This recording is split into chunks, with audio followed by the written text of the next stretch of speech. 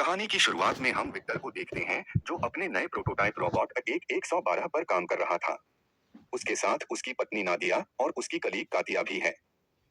ये तीनों मिलकर एक बहुत ही ज्यादा समझदार रोबोट बना रहे हैं जो कि हर एक काम को कर सके। मशीन के चालू होते ही उन्होंने रोबोट के चलने का टेस्ट किया। शुरुआत में तो रोबोट बार बार गिर जाता, ठीक से चल नहीं पा रहा था और इसी वजह से वह लोग थोड़ा परेशान हो गए। लेकिन फिर भी विक्टर ने काम जारी रखा। लेकिन जब उसने देखा कि रोबोट अपनी ताकत को कंट्रोल नहीं कर पा रहा, चीजों को तोड़ रहा है, तब वह भी उदास हो गया। उसे हिम्मत देने के लिए नादिया ने कहा कि हम रोबोट के दिमाग की ताकत बढ़ा सकते हैं। अभी टेस्टिंग ही तो हो रही है, इतनी चिंता मत करो। धीरे धीरे वो रोबोट चलना सीख गया। यह प्रोग्रेस देखकर तीनों बहुत खुश हुए। धीरे धीरे ट्रेनिंग के साथ वो रोबोट और बेहतर होता चला गया और इन रिजल्ट्स से वो सब काफी खुश थे। एक दिन काम करते वक्त नादिया को उसके बेटे मिस्टा का फोन आया। वह बिजी थी, इसलिए फोन काट कर उसने लिख दिया कि बेटा अपने पापा से बात करो। साथ ही उसने विक्टर से कहा कि देखो ना मिस्टा को क्या चाहिए। जब विक्टर ने अपने बेटे को फोन किया तो वह कहने लगा कि पापा मुझे स्कूल से ले जाओ, मेरा मन नहीं लगता यहाँ पे और यह मैथ्स वस्त तो छोड़ ही रहा हूँ मैं। विक्टर ने उसे डांटते हुए कहा कि बहाने बनाना बंद कर और पढ़ाई पे ध्यान दे, समझा तो रैप्टो में सीधा कर दूंगा तुझे। यह सुनकर मिस नाराज हो गया और फोन काट दिया। तभी कुछ शैतान बच्चे वहां पर आए और उसका मजाक उड़ाने लगे। गुस्से में मिस चाचा क्लास में गया और अपनी टीचर से पूछा, मैं आर्टिस्ट बनना चाहता हूँ, उसके लिए मैथ की जरूरत है। इस पर टीचर ने कहा कि हाँ जरूरत है। साथ ही उसने एग्जाम्पल दिया कि लियोनार्डो डिविंची को देख लो, उसने पेंटिंग बनाने से पहले इंजीनियरिंग की थी, बहुत से प्रोटोटाइप मॉडल्स बनाए थे उसने। यह सुनकर मिस और चिढ़ गया। कुछ घंटे बाद टीचर ने सबका होमवर्क इकट्ठा किया। मिस ने किसी भी सवाल का जवाब नहीं लिखा था, सिर्फ पूरे पेज पर ड्राइंग्स बनाई हुई थी। टीचर ने उसकी ड्राइंग की तारीफ की लेकिन कहा कि यह मैथ्स की क्लास है और उसे इस टेस्ट में फेल कर दिया। उधर लैब में विक्टर ने रोबोट का वॉइस टेस्ट किया। उसने देखा कि नादिया और कातिया ने रोबोट के अंदर बच्चों जैसी आवाज वाले मॉडल डाल दिए थे। इस बात से विक्टर को बहुत गुस्सा आया। सबसे बड़ी बात यह थी कि अब उसके पास टाइम भी नहीं था चेंज करने का, क्योंकि उन्हें मीटिंग के लिए देर हो रही थी। मीटिंग में उन्होंने कमेटी को रोबोट के ट्रेनिंग वीडियोस दिखाए। जनरल ने देखा कि रोबोट अबारा अपने टारगेट को सही समय पर बचा नहीं पा रहा और थोड़ा धीरे रिएक्ट कर रहा है। उसने कहा कि रोबोट में अभी भी बहुत सुधार की जरूरत है। विक्टर ने समझाने की कोशिश की कि रोबोट ने सारे मिशन पूरे तो किए हैं ना, लेकिन जनरल ने कहा कि वहां तुम लड़ते हो या हम, थोड़ा सा डिले भी बहुत सारे लोगों की जान ले सकता है। साथ ही उसने कहा कि रोबोट की आवाज बहुत बेकार है, इसे बढ़िया बनाओ। इस बात से विक्टर को नादिया और कातिया पर बहुत गुस्सा आ रहा था। साथ ही जनरल ने उन्हें कहा कि इसकी ताकत और स्पीड को और ज्यादा बढ़ाओ। उधर मिस घर जा रहा था तब उसकी मुलाकात अपने दोस्त ग्रांट से हुई जो रोड साफ करता है। मिस ने बताया कि टीचर ने उसे प्रिंसिपल के ऑफिस में भेज दिया। ग्रांट ने उसे तसल्ली दी और कहा कि चिंता मत करो, मैं स्कूल जा सकता हूँ तुम्हारे पेरेंट्स की जगह अगर तुम कहो तो। लेकिन मिस्टा ने मना कर दिया और वहां से चल दिया। इसके बाद लैब में विक्टर ने 112 से बात की। उसने पूछा कि तुम्हारे टेस्ट रिजल्ट इतने खराब क्यों आए हैं। रोबोट ने कहा कि शायद आज उसका दिन ज्यादा अच्छा नहीं था। इस जवाब से तो विक्टर और गुस्सा हो गया। तब रोबोट ने बात बदलते हुए कहा कि मैं तुम्हारे परिवार की फोटो देख सकता हूँ। दरअसल वो रोबोट परिवार के बारे में और जानना चाहता था। विक्टर ने कहा कि यह सब बेकार बातें हैं, इस सब पर ध्यान मत दो तुम। लेकिन रोबोट ने पूछा कि क्या आप सब लोग मेरा परिवार हो, जिस पर विक्टर ने मना कर दिया। तुम सिर्फ एक मशीन हो, कोई इंसान नहीं, मशीनों का परिवार नहीं होता। और इस वक्त तो तुम मेरा दिमाग खराब कर रहे हो। यह कहकर तीनों साइंटिस्ट लैब से चले गए और अबारा अकेला रह गया। घर जाकर विक्टर और नादिया ने मिस को डांटा, वही मैथ्स के होमवर्क में ड्राइंग बनाने के लिए। साथ ही विक्टर कहने लगा कि तुम्हारी तो ड्राइंग भी अच्छी नहीं है, अपने माँ बाप की तरह पढ़ाई करके साइंटिस्ट बनो, समझे। मिस ने गुस्से में आकर कहा कि आप दोनों जैसा तो कभी नहीं बनूंगा मैं। उसके बेटे ने जिस तरह से यह बात कही थी, यह सुनकर विक्टर बहुत उदास हो गया। उधर लैब में अबारा अकेला था। उसने डिक्शनरी के अंदर फैमिली वर्ड देखा लेकिन कुछ भी समझ नहीं पाया। फिर उसने सोचा कि यह सब समझने के लिए मुझे एक असली फैमिली ढूंढनी चाहिए। उसने अपने हथियारों का इस्तेमाल करके दरवाजा उड़ा दिया और फिर चुपचाप लैब से निकल गया। वो शहर में छुपते छुपाते घूम रहा था। एक बार को तो वह सड़क पर चलने वाली इन छोटी ट्रेन से टकराने ही वाला था। थोड़ी देर बाद उसने कुछ लोग देखे जो कि दीवार पर कुछ पेंटिंग बना रहे थे। जब उन्होंने रोबोट की आवाज सुनी तो एक लड़का नीचे गिर पड़ा। रोबोट ने तुरंत उसकी मदद की और उसे बचाया। रोबोट ने बच्चे को बचाया ही था, लेकिन फिर भी वह लड़का डरकर भाग गया वहां से। यह देखकर अबारा बहुत उदास हो गया। कुछ मिनटों बाद रोबोट एक कंस्ट्रक्शन साइट पर गया और वर्कर्स से कहा कि आप लोग अपना काम जल्दी जल्दी कर लें क्योंकि उनके शोर से एरिया में परेशानी हो रही है। यह सुनकर वो लोग घबरा गए और भागने लगे। रोबोट ने लैब से ली गई फोटो देखी और सोच में पड़ गया कि उसका परिवार कहाँ है। अगले दिन विक्टर और उसकी टीम लैब में मिले और उन्हें पता चला कि रोबोट भाग गया है। दूसरी तरफ क्लास में टीचर ने स्टूडेंट्स को बताया कि एक रोबोटिक्स का कंपटीशन होने वाला है और सबको उसमें रजिस्टर करना पड़ेगा। ठीक है। यह सुनकर मीशा उठ गया। टीचर ने पूछा कि तुम क्यों नहीं पार्ट लेना चाहते इसमें, जबकि तुम तो खुद को आर्टिस्ट मानते हो। यह सुनकर मी को थोड़ी बेइज्जती सी महसूस हुई और वह गुस्से में क्लास से निकल गया। उसी समय रोबोट 112 मीटर के घर के बाहर पहुंचा। उसने अपनी रोबोटिक उंगली से चाबी बनाई और दरवाजा खोल दिया।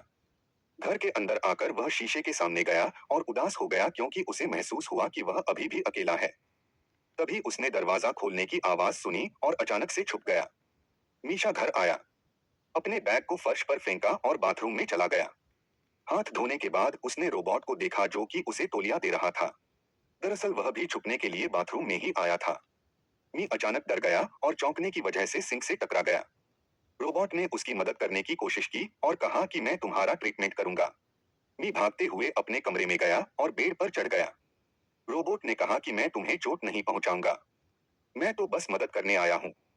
जब उसने देखा कि लड़का ठीक है तो वह शांत हो गया और उसने कहा कि मेरा नाम है A112, एक मल्टीफंक्शनल रेस्क्यू रोबोट।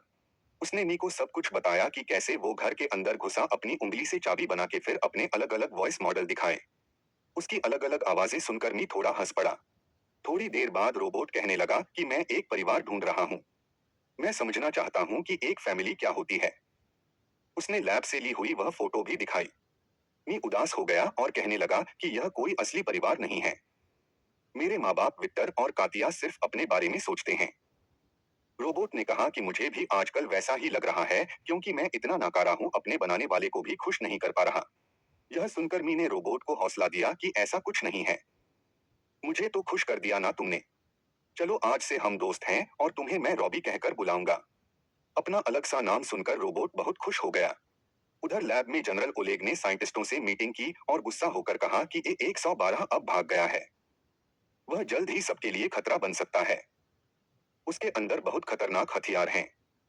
जब विक्टर ने देखा कि उसके परिवार की फोटो गायब है तो उसने सोचा कि घर जाकर चेक करूंगा एक बार। इस वक्त घर में मी और रॉबी टीवी देख रहे थे। जैसे ही विक्टर आया रोबोट छुप गया। विक्टर ने पूरा घर चेक किया लेकिन उसे कुछ नहीं मिला। जैसे ही वह गया मी ने रॉबी को अपना कंप्यूटर दिया ताकि वह और चीजें सीख सके। रॉबी ने मिनटों में बहुत सारी चीजें पढ़ डाली। फिर मीशा उसे अपने दोस्त ग्रैंड के काम करने की जगह पर ले गया जहां पर वो अपनी आर्ट बनाता था। रॉबी ने ड्राइंग्स देखे और पूछा कि यह बिल्कुल सिमेट्रिकल क्यों नहीं है। लेकिन मी ने कहा कि आर्ट को किसी सिमेट्री की जरूरत नहीं होती, बस उसमें खूबसूरती होनी चाहिए। फिर वो रॉबी को खिड़की के पास ले गया और दोनों ने सनसेट देखा। इस नज़ारे को देखकर रॉबी बहुत खुश हुआ। उसने कहा कि देखो कल तुम्हें छुप कर रहना पड़ेगा, मुझे कल स्कूल जाना है। अब रॉबी वर्कशॉप में अकेला रह गया और मीशा ने उसे एक पेन दे दिया ताकि वह ड्राइंग कर सके।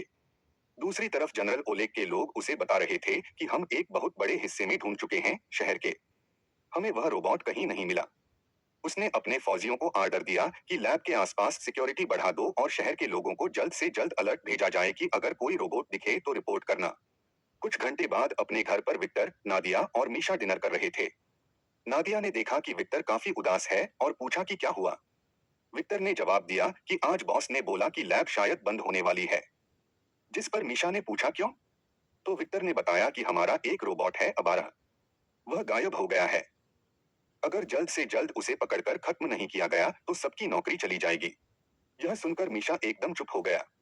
अगले दिन स्कूल में क्लास का एक लड़का एंटोन अपने रिमोट कंट्रोल रोबोट को चलाकर टीचर को परेशान कर रहा था। जब टीचर गुस्सा हुई तो उसने रिमोट की तरफ फेंक दिया और अब टीचर को लग रहा था कि मीशा ने ऐसा किया है, जिसके बाद उसे बिना किसी सवाल जवाब के क्लास से बाहर निकाल दिया गया। थोड़ी देर बाद स्पोर्ट्स क्लास में मीशा एंटोन के पास गया। एंटोन फिर से उसकी बेइज्जती करने लगा लेकिन अब मीशा की बस हो चुकी थी। उसने एंटोन को पकड़कर नीचे गिरा लिया। मेरा नाम क्यों लगाया बे तूने? हाँ बता। तभी जिम टीचर दौड़कर आया और दोनों को अलग किया। मीशा गुस्से में क्लास से निकल गया और सीधा वर्कशॉप पहुंचा। वहां उसने देखा कि रॉबी और ग्रैंड तो पत्ते खेल रहे हैं और दोनों अब अच्छे दोस्त बन चुके थे। मी के चेहरे पर परेशानी देखकर रोबोट ने पूछा क्या हुआ। मी ने बताया कि तुम्हारे पीछे बहुत ज्यादा फौज पड़ी है। ऑर्डर यह है कि तुम्हें ढूंढकर किसी भी तरह से खत्म कर दिया जाए। इसी बात का हिसाब लगाकर मी ने कहा कि रॉबी तुम्हें शहर से दूर चले जाओ। तब ग्रांट ने बताया कि जंगल का एक हिस्सा है, वहां कोई नहीं जाता क्योंकि कुछ वक्त पहले वहां बहुत भयानक आग लगी थी। यह सुनकर मी ने रॉबी से कहा कि तुम्हें वहां जाकर आग बुझाने की कोशिश करनी चाहिए। इससे सबको ऐसा लगेगा कि तुम अच्छे हो, इंसानों की मदद करना चाहते हो। यह आइडिया सुनकर तीनों खुश हो गए। तभी कुछ पुलिस वालों ने वर्कशॉप का दरवाजा खटखटाया और कहा कि तुरंत दरवाजा खोलो। ग्रांट ने जानबूझकर थोड़ा समय निकालने के लिए कहा कि मैं अभी थोड़ा बिजी हूँ। जल्दी ही मी और रॉबी टेरेस पर भाग गए। बचने के लिए रॉबी ने मी को अपनी पीठ पर बैठाया और अपने जेट की मदद से दोनों बिल्डिंग्स के ऊपर से उड़ गया। पुलिस ने हेडक्वार्टर्स को एक रिपोर्ट भेजी कि एक 112 एक इंसान को अगवा करके लेके गया उनकी आंखों के सामने। हम उसका पीछा कर रहे हैं, जल्द ही सटीक लोकेशन का पता भी लगा लेंगे। इस सब के दौरान मी का फोन नीचे गिर गया। जब उन्होंने देखा कि पुलिस उन्हें घेरने वाली है तो रॉबी ने एक बड़ी जंप लगाई और वह दोनों पुलिस से बचकर निकल गए। न्यूज में 112 के भागने की खबर आ गई। ग्रांट का इंटरव्यू लिया गया और जर्नलिस्ट को ऐसा लग रहा था कि वह रोबोट का एक कैदी था जिसे पुलिस ने उस रोबोट के चंगुल से छुड़ाया है। इसीलिए पुलिस वालों ने भी उसे गिरफ्तार नहीं किया। दूसरी ओर रॉबी और मीशा एक कंस्ट्रक्शन बिल्डिंग के बीच में बातचीत कर रहे हैं। मीशा ने कहा कि मुझे बहुत गुस्सा आ रहा है। यह सब लोग फालतू में तुम्हारे बारे में अजीबोगरीब बातें फैला रहे हैं। पूरे मीडिया में तुम्हारी इमेज खराब कर रहे हैं। रॉबी ने कहा कि कम्युनिकेशन में दिक्कत की वजह से उसके टेस्ट्स में कुछ प्रॉब्लम आई। शायद उसके अंदर कोई प्रॉब्लम है। मीशा ने उसे कहा कि तुम ज्यादा मत सोचो। तुम बहुत मेहनती और अच्छे रोबोट हो। यह बातें सुनकर रॉबी बहुत खुश हो गया। उसने मी को थर्मल ब्लैंकेट दिया और दोनों ने मिलकर एक मूवी देखी। कुछ मिनटों बाद मी को याद आया कि आज पहली रात है जब उसे अपनी माँ से गुड नाइट सुनने को नहीं मिलेगा। रॉबी ने कहा कि अगर तुम चाहो तो मैं तुम्हें घर पर ले जा सकता हूँ। मी ने इसके लिए मना कर दिया और कहा कि अगर ऐसा हुआ तो लोग तुम्हें खत्म कर देंगे। तुम्हें पकड़ते ही वह लोग अलग अलग हिस्सों में तोड़ देंगे। रॉबी को यह सुनकर बहुत अच्छा लगा कि मीशा को उसकी चिंता है। अगली सुबह वह दोनों वर्कर्स की आवाज से उठे जो कंस्ट्रक्शन साइट में काम कर रहे थे। मी ने कहा कि हमें कुछ ऐसा करना होगा कि कोई हमें पहचान ना पाए। उन्हें अपना हुलिया थोड़ा बदलना पड़ेगा। साथ ही पास के जंगल में लगी हुई आग को वह बुझा सकते हैं ताकि पुलिस और जनता को यकीन हो जाए कि रॉबी एक अच्छा रोबोट है। इस तरह से उसकी इमेज थोड़ी बदल जाएगी। फिर शायद उसे मारा ना जाए। उधर घर पर विक्टर और नादिया के पास कातिया आई और बताया कि लैब बंद हो गई है। जिसके बाद विक्टर पुलिस से पूछने चला गया कि रोबोट और उसके बेटे का कुछ पता चला। उधर रॉबी और मीशा सिटी सर्कस पहुंच गए थे। वहां काम करने वाले लोगों से बात करके उन्होंने जोकर के कपड़े पहने ताकि रॉबी को एकदम से देखकर कोई पहचान ना पाए। कुछ मिनटों बाद मी ने रॉबी से कहा कि तुम अपना बस बदल के रखना। ठीक है, मैं बस जल्दी से टिकट लेके आता हूँ। तभी एंटोन और ओलिया जो कि मीशा की क्लास में पढ़ते थे वहां आ गए। वह दोनों मीशा को देखकर हैरान रह गए और पूछा कि तुम्हारे तो गायब होने की खबर चल रही थी। जिसके बाद मी ने रॉबी को बुलाया। साथ ही उसने उन्हें बताया कि रॉबी कोई बुरा रोबोट नहीं है, बहुत अच्छा है। वह बिना बात उसके बारे में बुरी बातें फैलाई जा रही है। जोकर की कॉस्ट्यूम में रॉबी को देखकर बच्चे थोड़ा डर गए। लेकिन मीशा ने समझाया कि रॉबी उसका दोस्त है। वह यहाँ से भाग रहे हैं ताकि वह रॉबी को एक सुरक्षित जगह पर पहुंचा सके। उधर विक्टर ने जनरल से बातचीत करने की कोशिश की कि सर आप मेरी लैब को बंद मत कीजिए। लेकिन जनरल ने कहा कि मैं फैसला कर चुका हूँ और वह रोबोट भी जहाँ मुझे मिलेगा उसे वहीं खत्म कर दूंगा मैं। निराश होकर विक्टर वहां से चल दिया। वह समझ गया था कि इस आदमी के साथ बातचीत करके कोई फायदा नहीं होगा। लेकिन अपने सबसे बड़े प्रोजेक्ट को फेल होता देखकर उसे बहुत बुरा महसूस हो रहा था। तब मी ने अपने साथियों से कहा कि तुम लोग रॉबी के साथ रहना। तब तक मैं बस की टिकट खरीद के आता हूँ। हमें पास वाले जंगल में जाकर आग बुझानी है ताकि रॉबी का नाम साफ हो सके। साथ ही उसने उन दोनों से यह भी वादा लिया कि वह किसी को नहीं बताएंगे। उन दोनों ने मी से वादा किया। लेकिन जैसे ही मीशा वहां से गया एंटोन ने रॉबी से पूछा कि क्या तुम सच में वह जबरदस्त करतब कर सकते हो या वह सब भी झूठ था न्यूज में। यह सुनकर रॉबी एक्साइटेड हो गया और जोकर की कॉस्ट्यूम उतार कर मी के सामने अपने करतब दिखाने लगा। मीशा ने अपना फोन निकाला और रिकॉर्ड करने लगा। यह देखकर ओलिया गुस्सा हो गई। एंटोन ने कहा कि मुझे इस बात से कोई फर्क नहीं पड़ता कि यह रोबोट जिंदा रहे या मरे। मैं इसकी वीडियो इंस्टा पर डालूंगा। बहुत फॉलो आएंगे मेरे। उसकी यह धोखाधड़ी देखकर ओलिया को बहुत बुरा लगा। इसके बाद एंटोन वहां से चला गया और रॉबी ओलिया से बातचीत करने लगा। उधर मी को दो गार्ड्स ने पकड़ लिया। उसके हुलिये से उन्होंने हिसाब लगाया था कि यह वही लड़का है जो गायब हुआ था। कुछ मिनटों बाद विक्टर को पुलिस स्टेशन से एक फोन आया। अब उसकी जान में जान आई थी कि चलो मेरा बेटा तो ठीक है। पुलिस को मिल चुका है वह। उधर एंटोन ने सच में वह सारी वीडियोस सोशल मीडिया पर डाल दी और धीरे धीरे वह वायरल वीडियोस जनरल की टीम तक भी पहुंच गई। उन्होंने फैसला किया कि वह इस बच्चे के पास जाकर उससे पूछताछ करेंगे। पुलिस स्टेशन में विक्टर ने अपने बेटे से मुलाकात की। उसने अपने बेटे को देखते ही गले लगा लिया और पूछा कि तुम अब तक क्या कर रहे थे? वो रोबोट खतरनाक है। तुमने सुना नहीं? मी ने कहा कि रॉबी उसका दोस्त है। वो कोई बुरी मशीन नहीं है जैसा जनरल बोल रहा है सबको। वो एक बहुत ही अच्छा रोबोट है। उसने यह भी बताया कि वह उसे अपने कुछ दोस्तों के पास छोड़कर आया है। साथ ही वह अपने पिता को भरोसा दिलाकर उस जगह पर ले आया। यह वादा लेकर कि वह रोबोट को रिपोर्ट नहीं करेंगे। विक्टर थोड़ा हिचकिचाया लेकिन फिर मान गया और मीशा के साथ चल दिया। वहीं रॉबी को ओलिया ने मेकअप से नया लुक दे दिया था। विक्टर ने देखा कि रॉबी अब काफी बेहतर बातचीत करना सीख गया है और उसके सोचने समझने के तरीके में भी काफी बदलाव आए हैं। लेकिन तभी पुलिस की गाड़ियां वहां आ गई। मीशा समझ गया था कि अब तो बहुत दिक्कत होने वाली है। वो तीनों जल्दी से कार्गो शिप के गोदाम की तरफ भागे। लेकिन सिपाहियों ने उन्हें घेर लिया। ओलेग ने आर्डर दिया कि जल्दी से बच्चों को लेकर साइड हो जाओ ताकि हम इस रोबोट के ऊपर अपने इलेक्ट्रोमैग्नेटिक हथियार से हमला कर सकें जिससे रॉबी खत्म हो जाएगा। जब विक्टर नहीं माना तो ओलेग ने फैसला किया कि अब तो जबरदस्ती करनी होगी। सिपाही धीरे धीरे आगे बढ़ने लगे। तभी गन से एक कंटेनर की तार टूट गई। वो कंटेनर जनरल के बहुत पास गिरने वाला था। जनरल उसे मारना चाहता था लेकिन फिर भी रॉबी ने बिना सोचे कंटेनर पकड़ लिया ताकि किसी और को चोट न लगे। कुछ देर बाद कंटेनर के वजन से रॉबी का शरीर टूटना शुरू हो गया। उसका हार्डवेयर इतने वजन को नहीं उठा सकता था।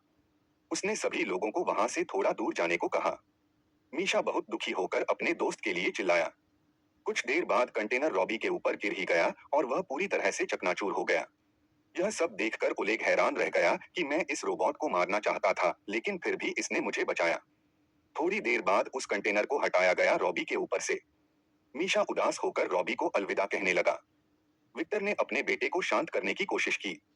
पर तभी मीने सुना कि रॉबी रिएक्टिवेट हो रहा था। सब खुश हो गए कि रॉबी कुछ हद तक अभी भी ठीक है। उन सब ने रॉबी की मदद की और वहां से चले गए। कुछ वक्त बाद मी ने अपने इस एडवेंचर की ड्राइंग्स रॉबी और ओलिया को दिखाई। सबको ही वह बहुत पसंद आई।